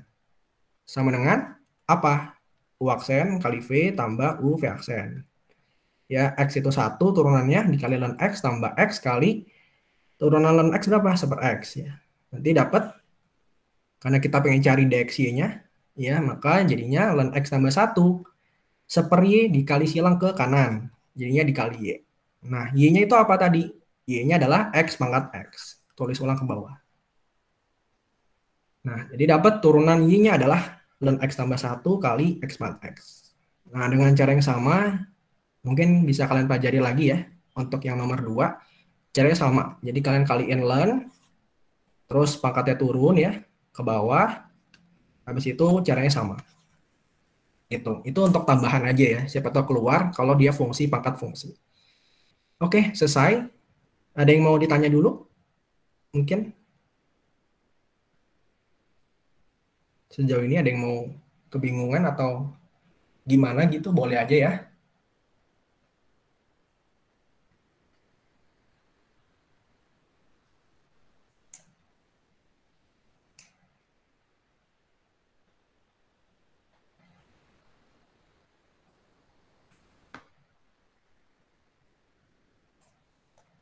Oke, mungkin belum ada ya. Semoga harapannya kalian bisa lebih memahami fungsi transenden ya. Jadi ini kurang lebih untuk bab 6, 6.1 sampai 6.4 ya. Oke, kalau begitu karena udah selesai bab 6, mungkin masih ada waktu ya, aku masih ada kosong. Aku bisa review untuk bab 4 dan bab 5-nya kalian ya. Mungkin aku bahas dari responsi aku aja. Nah, karena kan kalian kuis dari bab 4 kan ya. Bab 4, bab 5, dan bab 6. Oke, mungkin kita review aja singkat ya. Aku nggak bakal bahas lama. Nanti kalau kalian mau bahas lebih lanjut, boleh request aja ya. Oke, mungkin bahas dari bab 4 aja. Singkatnya apa sih bab 4 gitu ya. Di bab 4 kita belajar adalah integral ya. Integral tentu ya kalau nggak salah ya. Jadi di subbab 4.1 kita diperkenalkan dengan sumasi-sumasi ya. Jadi kita harus tahu sifat-sifat dari sumasi itu apa, mulai dari sifat linear jumlahan ya, dan juga trik-trik yang rumus cepat di bawah ini. Jadi dengan memanfaatkan sifat-sifat tersebut, kita bisa mengetahui sumasi dari apapun ya. Jadi ini nggak terlalu penting untuk jadi soal kuis sih biasanya. Ini sebagai pendahuluan saja. Oke, untuk berikutnya ada kita mengenal juga jumlahan Riemann ya. Ini penting ya. Jadi untuk mengetahui jumlah Riemann, yang pertama ya, kita harus tahu delta X-nya. Jadi delta X itu adalah intervalnya berapa sih gitu ya. Kalau kita bahas yang A kan 0 sampai 5 gitu ya. Nah, rumusnya B kurang A dibagi N. Ya, jadi delta X-nya adalah 5 kurang 0 dibagi N. Jadi 5 per N. Nah, setelah itu kalian cari delta X, kalian cari XI-nya. Ya, XI itu adalah rumusnya A tambah I kali delta X. Ya. Nah, kalau aku sih biasanya jabarin ya, kayak X0-nya apa, X1-nya apa, X2-nya apa. Cuman kalau kalian langsung tulis XI-nya di bawah kayak aku gini, ya, tanpa kalian tulis ini juga nggak masalah. Sebenarnya gitu harusnya ya. Cuman kalau aku sih lebih suka rapi gitu ya. Jadi tulis saja X0, X1 segala macam, sehingga kita dapatkan XI adalah A, kan A-nya 0 ya, tambah I kali delta X adalah 5 per N. Setelah kalian cari XI, cari bentuk fxi-nya. Ya, fungsi fxi-nya apa? Dari soal. Soalnya kan apa? X tambah 1 kan fungsinya. Jadi xi-nya adalah I kali 5 per N. Ganti aja. Jadi fx-nya kan X tambah 1 ya. X-nya kalian ganti dengan 5i per N. Gitu. Oke, jadi udah tahu langkah-langkahnya fxi. Kemudian udah tinggal kalian cari jumlah Riemann-nya. Bentuknya kayak gini. Ya, jadi fxi kali delta X. Nah, substitusi ya. Fxi-nya tadi udah dapet. Delta X-nya juga udah dapet. Tinggal cari aja jumlahan sumasinya menggunakan sifat-sifat yang tadi di 4.1. Ya, tinggal dikali masuk dulu, atau nggak usah dikali masuk juga nggak apa-apa ya. Di sini apa? 5 per N, ya, sumasi I sama 1 sampai N dari I tambah sumasi I sama 1 sampai N dari 1. Gitu. Nah, gimana cara ngitungnya? Lihat lagi di 4.1 ya. Udah aku caro rumus-rumusnya. Jadi langsung substitusi N kali N tambah 1 bagi 2. Ini juga substitusi jadi N. Ya, tinggal dihitung. Udah deh, setelah kalian dapatkan jumlah rimannya, maka langkah terakhir kalian cari menggunakan limit menuju tak hingganya. Ya, jadi 25 per 2 kali N tambah 1 bagi N tambah 5. Berapa nih integral, limit menuju tak hingganya. Nanti kita dapetin 25 per 2 tambah 5. Jadi jawabannya 35 per 2. Ya, jadi gitu untuk jumlahan Riemann ya, kalau disuruh ya. Oke, yang nomor B aku nggak usah bahas ya, caranya sama. Oke, yang 3 itu kalian bisa belajar sifat-sifat integral tentu ya. Jadi ini aku udah cantumin, udah lengkap ya. Ada teorema simetris ya. Kalau dia fungsi ganjil integralnya 0, terus penjumlahan ya batasnya bisa dipecah gitu ya. Jadi A sampai C bisa dipecah jadi A sampai B tambah B sampai C. Nah, dia tidak tergantung ya. Kayak misalkan A-nya 1 nih, misalkan C-nya 5 gitu kan. Terus misalkan integral 1 sampai 5 sebenarnya apa? Kalau aku buat kayak gini boleh sih. Misalkan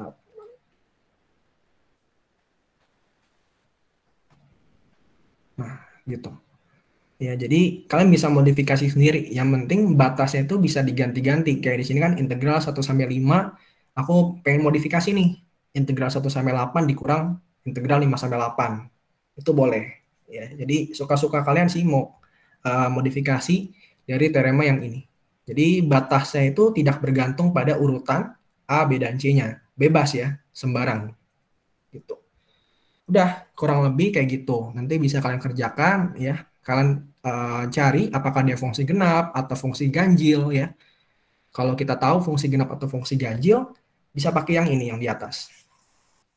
Itu. Ya. Jadi bisa kalian baca lagi untuk sifat-sifat integral tentu. Terus lanjut ada teorema dasar 1 kalkulus. Rumusnya ini ya. Jadi tadi aku udah bahas juga, sempat aku singgung ya. Karena ini penting ya, akan sering kepakai juga di matkul-matkul atas ya. Jadi kalau kita punya kayak ada bentuk integral gitu-gitu, terus dicari turunannya, pasti bakal ngarah ke teorema dasar 1 kalkulus atau TDK 1 ya. Jadi bisa kalian lihat aja TDK 1-nya apa sih bentuknya. Nah, yang harus diperhatikan adalah batasnya.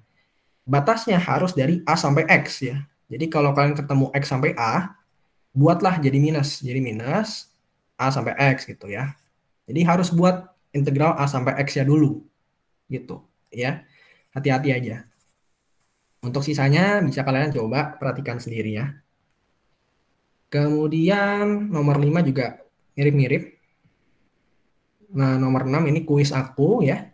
Kuis tahun lalu benar-benar sama soalnya. Jadi ini kita mencari nih. Mencari gambarnya dulu gitu ya. Kalau gambar, karena ini fungsi piecewise gitu ya, di mana interval berbeda gitu ya, ada cos X untuk X yang kurang dari 0, 1 kurang X kuadrat untuk X lebih dari sama 0, gambarnya sesuai dengan intervalnya gitu ya. Jadi karena dia batasnya itu kan di 0 kan, titik pertemuannya. Jadi hati-hati aja. Kalau X yang kurang dari 0 berarti dia gambarnya cos X gitu kan. Kan cos X itu kan gambarnya, melengkung ya. Ya. Terus untuk yang X lebih dari 0 gimana? X lebih dari sama 0 ya. Dia itu adalah 1 kurang X kuadrat. Berarti gambarnya gitu. Bawah. Ya. Udah, setelah kalian gambar, terus dicari integral minus pi per 2 sampai 1 fx dx. Nah, sebenarnya secara nggak langsung, yang B ini, itu kalian bisa dapetin dari gambar sebenarnya. Jadi kalau kalian, ya memang sering ya, soal-soal kuis atau soal ujian kayak gitu. Ya, terutama di soal yang bercabang.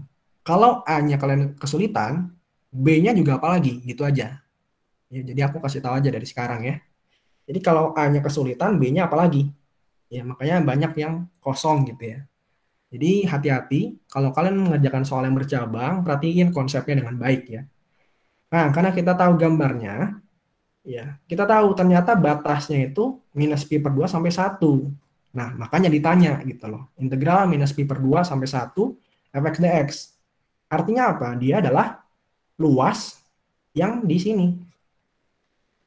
Gitu. Ya, karena kan kita lagi belajar integral luas ya. Udah deh, kita tahu dia adalah luasnya. Maka kita cari integral minus pi per 2 sampai 1 fx dx apa? Hati-hati karena kita lihat dia fungsi atas dan fungsi bawahnya berbeda, ya kan dia kan piecewise kan ya. Dia x kurang dari 0 fungsinya apa, x lebih dari sama 0 fungsinya lain juga. Makanya kita harus pisah. Misalkan aja ini fungsi 1, ini fungsi 2. Ya, jadi kalau kita ketemu fungsi piecewise, biasanya gitu ya. Dia harus dipisah.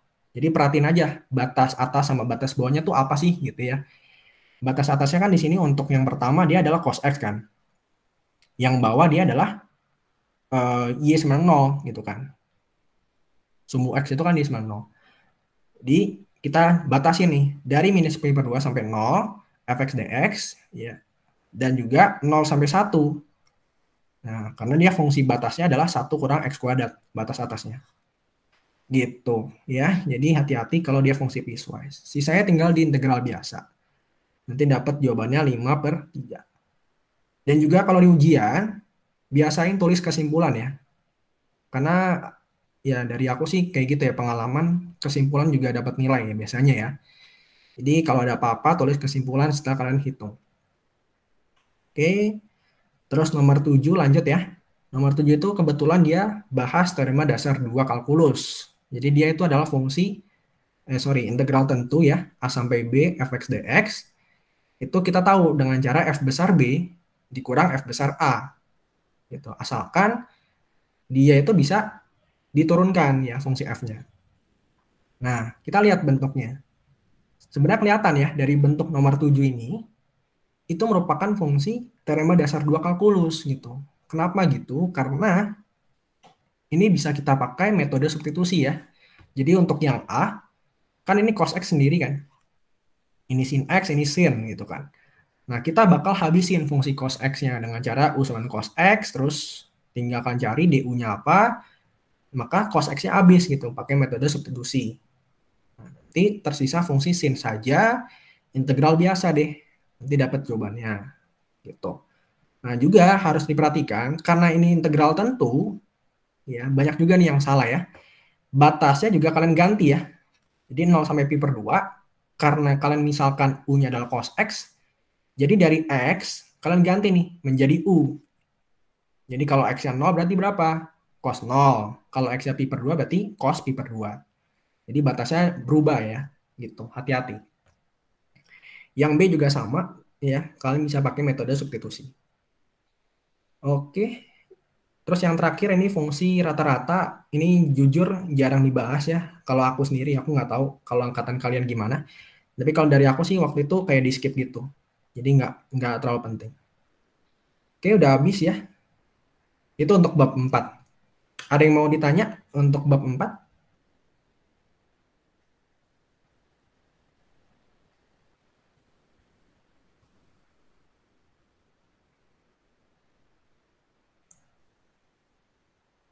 Oke, kalau begitu semoga bisa berguna ya buat pemahaman kalian di bab 4.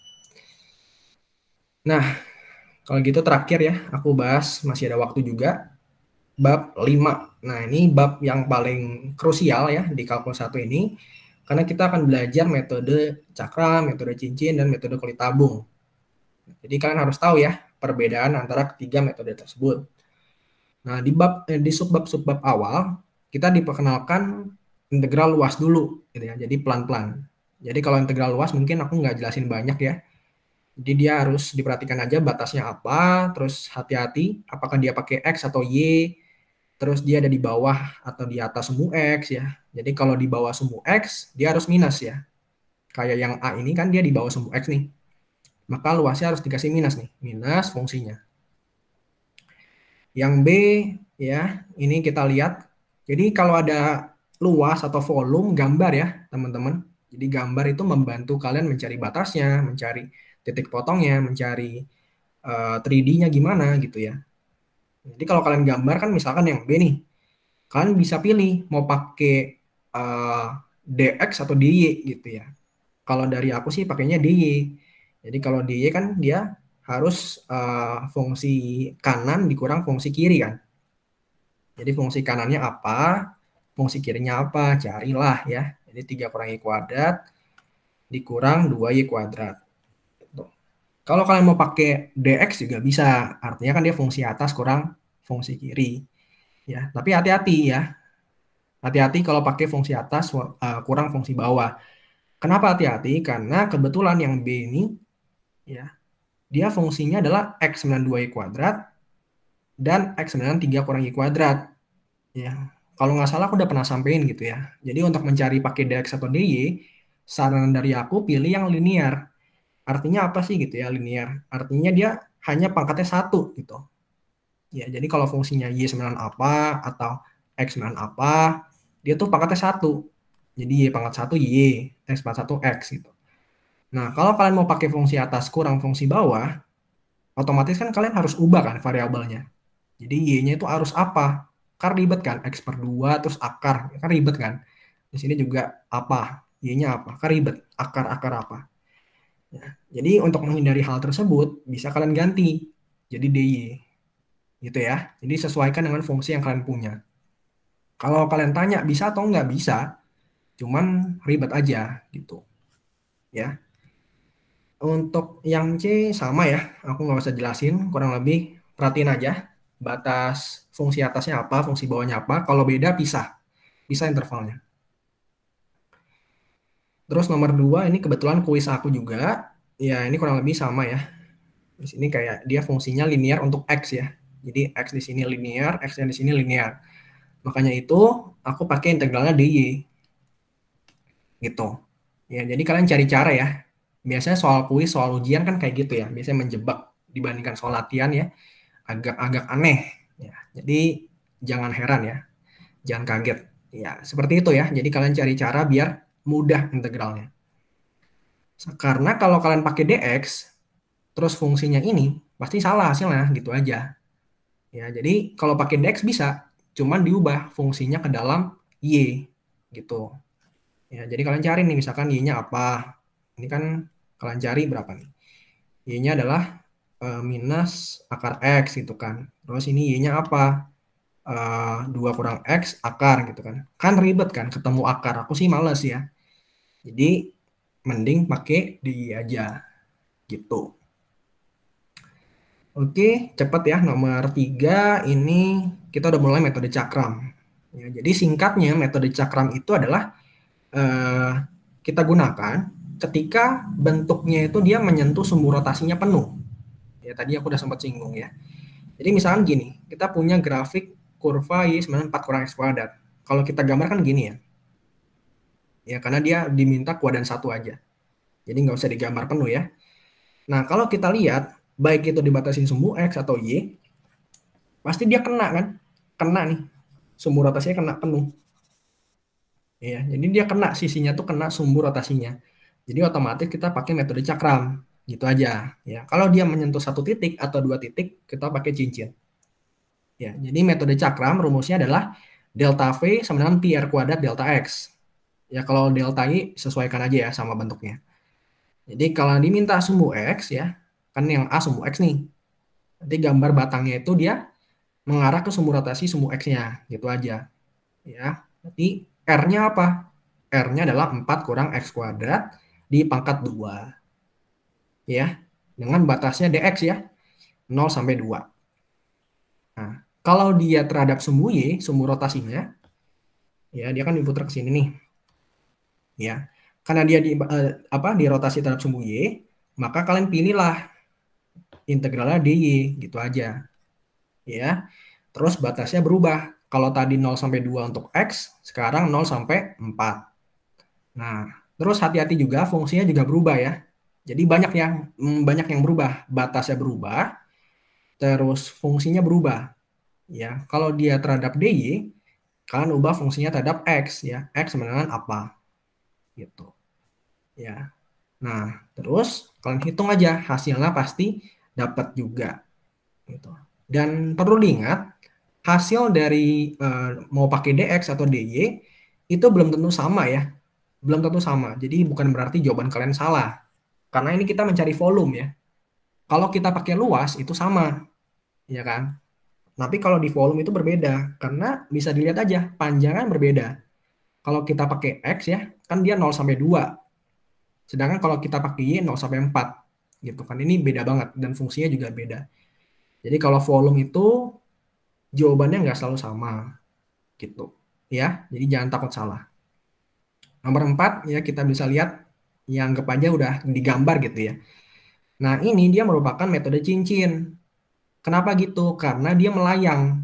Nah, kita lihat jangan pakai warna biru deh, mungkin pakai coklat ya. Misalkan dia anggap aja udah digambar gitu ya. Dia diputar terhadap garis Y sama 2. Y sama 2 apa yang ini ya? Aku udah gambar juga. Nah, dia tuh melayang ya. Dia fungsinya tuh yang ini. Gambarnya ya. Nah, sumbu rotasinya tuh yang ini. Nah, beda kan? Kalau tadi metode cakram dia tuh benar-benar salah satu sisinya dia nempel. Nah, kalau ini benar-benar melayang ya. Tidak ada yang nempel. Pasti kita pakai cincin, gitu aja. Ya. Kalau dia menyentuh satu titik juga pakai cincin. Nah, karena dia pakai cincin, ya kita cari dulu titik potongnya ya, supaya mengetahui batas-batas integralnya. Cari ya titik potongnya, terus rumus cincin apa? Pi R2 kuadrat kurang R1 kuadrat delta X ya. Nah, karena dia diputar terhadap garis Y sama 2, hati-hati ya, gambar batangnya dia mengarah ke sumbu rotasinya ya. Jadi dia vertikal, mengarah ke bawah gitu ya. Nah, gimana cara ngitung integralnya? Ya, kita cari R2 dan R1-nya. Kalau kalian masih ingat, sekalian review ya, R2 itu selalu lebih besar dibandingkan R1. Jadi R2 cari yang paling besar. Nah, biar nggak ribet aku hapus dulu. Nah, R2 adalah yang ini. R1 adalah yang ini. Ya, jadi R2-nya itu kalian carilah yang mana fungsi Y1 atau Y2 terhadap jarak sumbu rotasinya. Gitu loh. Ya. Jadi anggap aja misalkan ini Y1 deh, gitu ya. Ini Y2. Nah, kalian cari mana Y1 atau Y2 yang jaraknya lebih panjang ke sumbu rotasi Y sama 2, gitu aja. Kalian lihat kan posisinya ada yang di atas, ada yang di bawah. Gitu. Nah, kebetulan fungsi yang ini tuh lebih panjang dibandingkan fungsi yang bawah.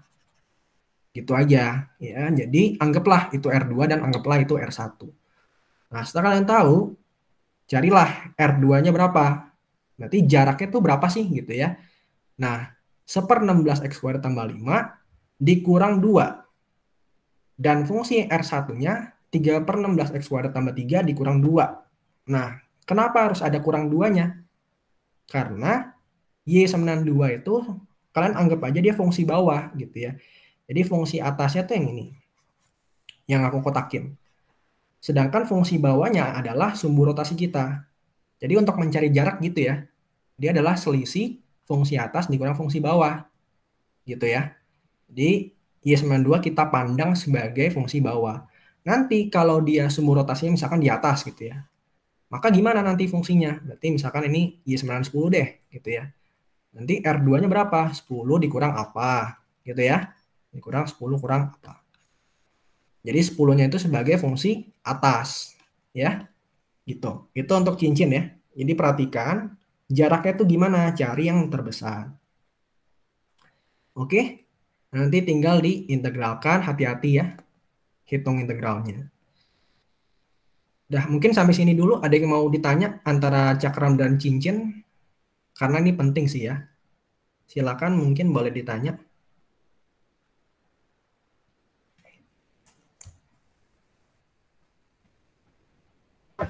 Kak, kalau yang suka nempel-nempel gitu Kak, yang kadang-kadang bikin bingung sih Kak.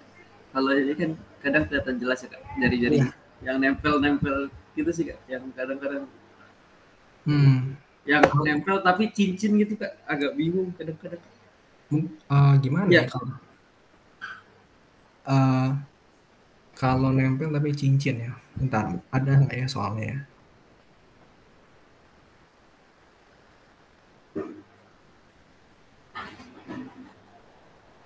Nah, yang ini harusnya sama ya. Nempel nggak ya?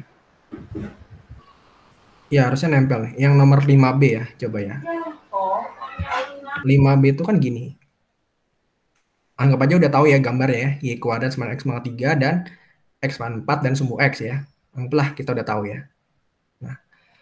Nah, jadi kalau kalian bayangkan dia apa tadi? X pangkat 4. Yang ini. Yang ini ya. Terus dia apa tadi? Sumbu X ya. Yang ini. Sama grafiknya yang ini. Ya. Nah, dia pengen diputar terhadap apa? Terhadap Y sama 8. Oh, dia nggak nempel ya?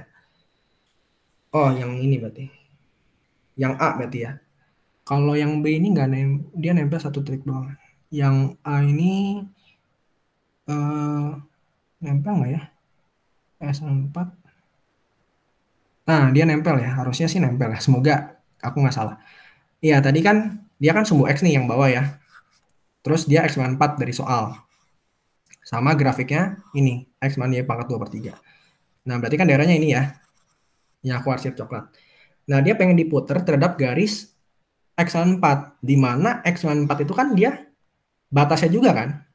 Dia nempel kan gitu ya. Nah, dia pakai apa? Dia pakai cincin bisa gitu. Pakai cakram bisa nggak Kak kalau kayak gini Kak? Pakai cakram bentar ya. Aku soalnya agak takut salah ya. Jadi aku lihat dulu. Integral pin. Sebenarnya kalau kalian nanya gitu ya. Kayak nempel tapi pakai cincin gitu. Sebenarnya ujung-ujungnya pakai cakram sih. Cuman kayak kelihatannya karena nempel kan. Kalau Ya. misalnya cincin kan gini kan. Ini maaf ya kalau misalkan random gitu ya, acak-acakan ngajarnya. Ini kan misalkan R2 kuadrat kurang R1 kuadrat gitu kan. Nah, kita lihat kan kayak ini fungsi atas yang aku kotakin. Terus ini kurang 2 kan fungsi bawahnya gitu kan. Nah, kalau dia nempel, dia tuh kan sama aja kayak kurang 0 gitu loh. Gimana ya bilangnya? Jadi fungsi atasnya apa, dikurang 0 kuadrat gitu loh. Jadi sama aja tuh otomatis kayak kotak kuadrat, R kuadrat itu sendiri gitu loh. Jadi kalau dia cincin kan gini, ada fungsi atas sama fungsi bawah kan. Iya Pak. Nah, kalau dia nempel tuh kan gak ada jaraknya gitu kan. Jadi kayak apapun itu, baik itu atas atau bawah, dia tuh mau gitu. Jadi langsung kayak R kuadrat sama kayak cakram gitu sih. Mungkin udah lebih jelas belum? Sudah Kak, udah mulai jelas. Oh, baiklah. Emang agak susah sih jujur kalau nanya gitu. Ya cuman ya berharap aja ya kalian bisa tahu gitu pakai cakram atau cincin. Harusnya sih keluarnya yang gini-gini ya. Kayak gini. Waktu itu soalnya aku kuis keluarnya yang kayak gitu. Yang kayak gini. Kalau nempel sih coba dulu pakai cakram ya. Kalau kalian kayak bingung gitu, baru pakai cincin. Jadi tips dari aku gitu ya. Kalau nempel pakai cakram dulu. Ya kemungkinan besar sih pakai cakram ya. Itu jarang banget pakai cincin. Kayak ini kan maksa ya. Dia sama aja nih. Kalau kalian lihat kan gini kan. Maksudnya ini kurang 0 kuadrat kan sama aja kan. Kayak ini habis. Ini sama aja kan R kuadrat kan. Sama gitu loh. Jadi kayak nggak ada gunanya juga gitu. Itu kalau mau dipaksa ya ke cincin. Gitu sih ya. Jadi kurang lebih mirip-mirip sih. Untuk cakram cincin. Nah ini soal kuis aku nih. Ya ini waktu itu aku masih berantakan ya. Masih maba juga. Ya jadi kurang lebih dia pakai cincin. Karena dia nempel di satu titik doang. Gitu. Ini udah kelihatan ya. Jadi pakai cincin. Jadi anggap aja ada fungsi atas dan fungsi bawahnya. Nah, di sini kan fungsi atasnya adalah I sama 4 kan. Nah, ikutin 4-nya gitu. Jadi jangan sampai lupa. Terus mungkin terakhir ya, biar nggak lama, kita bahas kulit tabung ya. Kulit tabung agak susah sih. Mungkin aku bahas yang nomor 7 aja deh. Nah, ini. Nah, jadi kulit tabung itu sebenarnya bisa dipakai untuk cakram dan cincin. Ya, tapi di kulit tabung tuh dia spesial. Kenapa spesial? Karena dia itu apa ya? Aku lupa sih namanya dari tadi. Aku sebut batang aja ya. Jadi batangnya itu yang ini. Ya, yang ini. Dia itu harus sejajar sama sumbu rotasinya. Ya, jadi kalau cakram dan cincin dia tuh berlawanan, tegak lurus ya. Jadi kayak misalkan dia mau diputar dalam sumbu X, pasti gambar batangnya itu pasti vertikal gitu. Kalau dia diputar dalam sumbu Y, misalkan dia pasti gambar batangnya ke horizontal gitu loh. Nah, beda sama kulit tabung. Kalau kulit tabung dia sejajar. Jadi di sini kan misalkan diputar dalam sumbu X nih. Nah, harusnya kan vertikal kan? Harusnya. Cuman karena ini kulit tabung, dia horizontal juga gitu. Itu perbedaan yang paling penting ya. Nah, jadi kayak gitu untuk kulit tabung. Terus kalian bayangin aja lebar dari batangnya itu adalah delta Y atau delta X, ikutin aja ya sesuai dengan horizontal atau vertikalnya. Kemudian jaraknya itu selalu kalian anggap dari sumbunya. Gimana ya bilangnya? Di sini kan ini sumbu X nih. Ya kan sumbu X nih. Atau Y sama 0. Nah, jaraknya dari batangnya itu ke sumbunya itu adalah Y. Nanti kalau kalian ketemu dia diputar dalam sumbu Y, berarti kayak gini lah. Anggap aja ini X gitu ya. Ikutin aja mau X atau Y, yang penting tuh jarak dari sumbu ke batangnya itu adalah X atau Y gitu ya. Nah, maka kalau kalian misalkan itu Y atau X, maka sisanya itu ke sumbu rotasi Y sama 4, dia pasti sisanya kan 4 kurang Y. Kenapa gitu? Karena dari sini itu kan jaraknya 4 kan. Kalau kalian misalin ini jaraknya Y, maka sisanya pasti harus 4 kurang Y gitu kan. Karena 4 kurang Y tambah Y itu 4 kan gitu. Nah, kayak gitu ya. Jadi jarak batangnya itu ke sisanya dia bakal 4 kurang Y. Nah, kemudian bisa langsung pakai rumus ya. Jadi rumusnya apa ya? Kalau nggak salah tuh 2pi integral A sampai B R apa sih namanya? R terus H delta R gitu. Kalau nggak salah gitu ya. Nanti koreksi aja.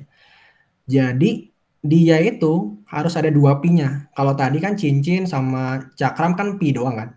Nah, terus kita lihat dia kan diputar terhadap apa nih? Yang B kan Y sama 4. Nah, jadi karena dia diputar terhadap Y sama 4, kita pakai DY.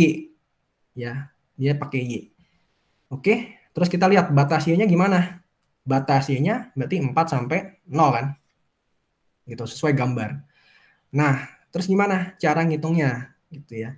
Nah, kita lihat jaraknya apa sih? Jaraknya itu kita ambil dari 4 kurang Y. Ya. Jadi dia tuh ada spesial. Kalau dia kulit tabung, antara dia dikali Y atau dikali 4 kurang Y. Itu aja kemungkinannya. Ya, kalau soalnya ini ya. Jadi kemungkinannya itu bisa dikali Y atau 4 kurang Y. Jadi kalau misalkan nih, kalian dirotasi terhadap sumbu X gitu kan. Iya kan? Nanti kan gambarnya kurang lebih gini. Gitu ya. Nah, dia pasti jaraknya apa? Kita ambil Y. Karena dia batangnya tuh dari sini ke sini. Kalau dia diputar dalam penjelasan 4 dalam soal ini ya, kita ambil yang atas, yang ini. Jadi kita ambil 4 kurang Y gitu ya. Nanti kalau kurang jelas bisa kalian lihat lagi di buku deh. Gitu. Ya, itu jaraknya. Nah, kemudian tingginya apa ya? Kalian cari ya fungsi atas atau fungsi bawah. Nah, tapi karena kita pilih DY kan sekarang ya, berarti fungsi kanan kurang fungsi kiri ya. Nah, fungsi kanannya apa? Kalian bisa cek aja ini yang kanan, yang kirinya ini. Ya, gitu ya. Pokoknya cari terus DY. Nah, kayak gitu ya. Pokoknya kurang lebih kalau kulit tabung ya, semoga bisa jelas ya, tapi ya susah sih ya memang kalau kulit tabung jujur aja agak susah.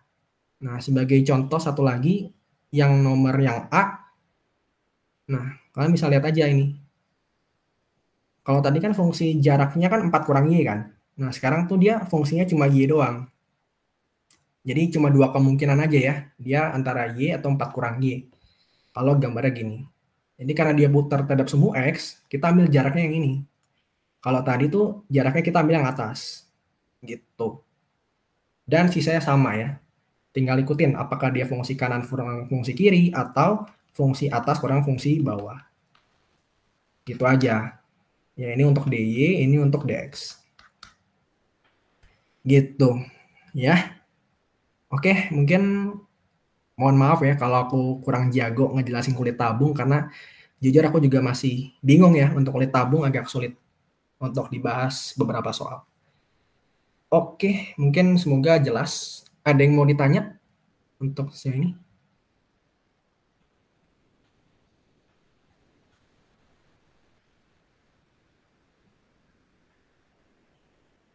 Ini kayaknya terakhir ya.